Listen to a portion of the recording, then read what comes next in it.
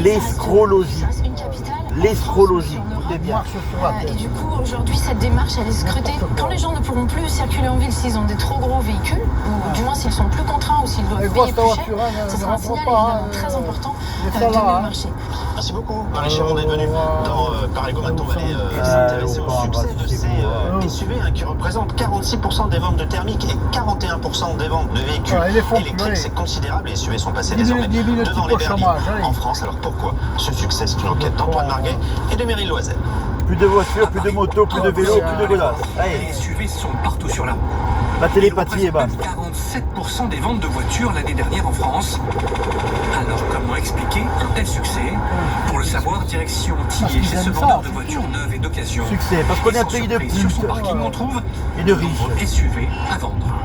Les clients demandent quoi? Ils ne demandent pas le SUV, ils demandent un habitacle, confort, qu'on puisse être en hauteur.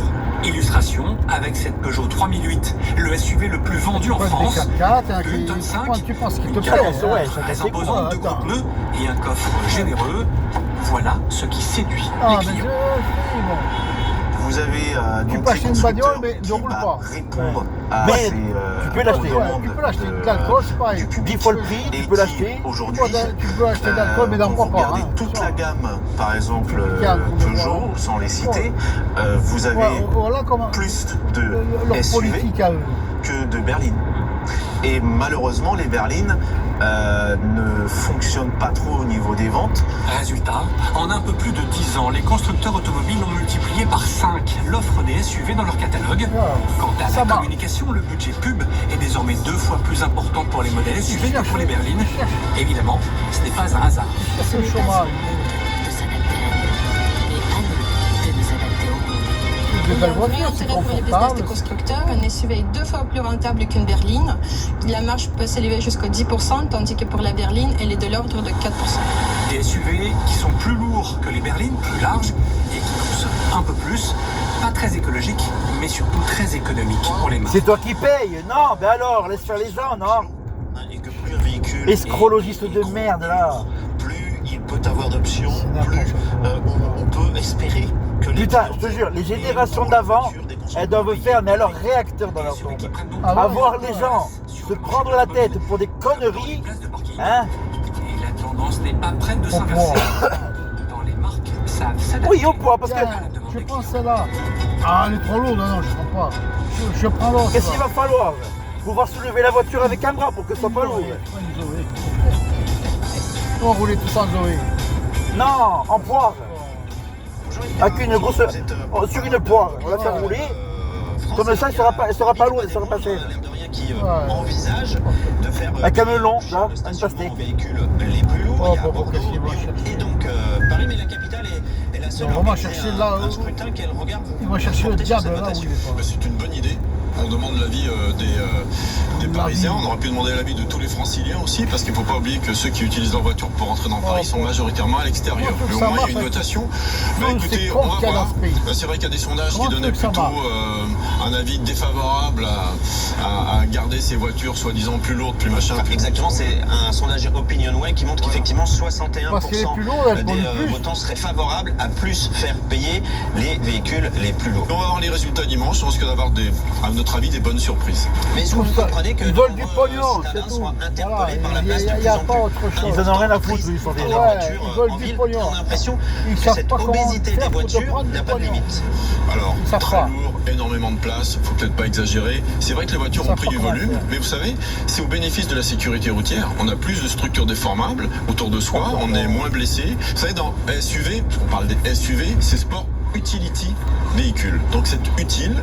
Et justement, quelle est l'utilité en ville d'avoir des véhicules aussi imposants? Alors qu'on le sait, toutes les études le montrent, on est tout seul pour faire des déplacements en ville de 3 km. Alors donc il faudra avoir une voiture pour la ville et une voiture pour la campagne, c'est ça? Voilà. Faut pas oublier que ces voitures, c'est des couteaux suisses, on s'en sert pas seulement en ville, uniquement pour aller chercher son pain. Ça c'est une légende, faut arrêter. On s'en sert parce qu'on a des enfants, parce qu'on parce que... Il y a des familiales comme ça. Il me sert. Non, de moins en moins. Vous avez les bonnes espaces, il n'y en a quasiment plus. Vous savez, parmi les 10 voitures les plus achetées par les particuliers français, il y a des petites voitures citadines, des Clio, des choses comme ça. Il y a un SUV, c'est le 2008.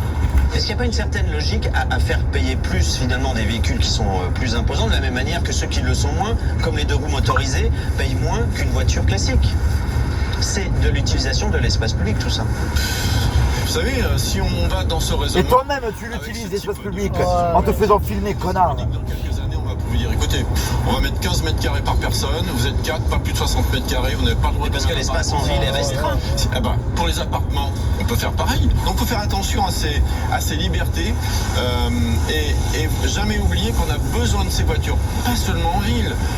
On s'en sert, vous avez cette idée de rester absolument en ville, mais on s'en sert partout des voitures. La problématique est pour ceux qui viennent dans Paris avec ce type de véhicule, ou parfois dans les contresens cyclistes, quand on est face à un SUV et qu'on est cycliste, on ne passe plus. Non, c'est pas vrai. C'est pas vrai, on ne passe plus, il ne faut pas exagérer. Elle ne fait pas 4 mètres de long la voiture par rapport à une voiture de 2 mètres, il ne faut pas exagérer. Effectivement, elles ont pris un petit peu de dimension.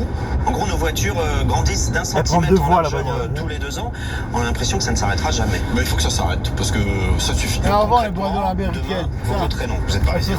Évidemment, je vote. Merci beaucoup Yves Carra d'être venu dans Paris-Go. Voilà, désormais vous avez tous les arguments, les pour et les contre en votre possession pour aller voter demain. Si vous êtes parisien, dans votre mairie d'arrondissement, déménager. La semaine prochaine, même jour, même heure. Passez un très très bon week-end. Tu habites à Paris? Laissez les gens, putain, mais... Achète un vélo.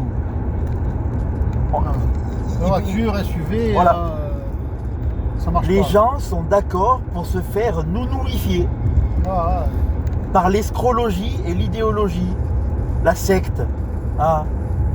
Demain, on est capable de te dire, pour être sûr de ne rien choper, pendez-vous, tu vas voir le business des corps de se lancer.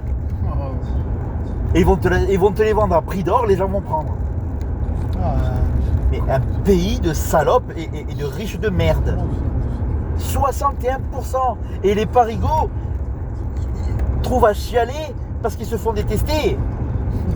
61%.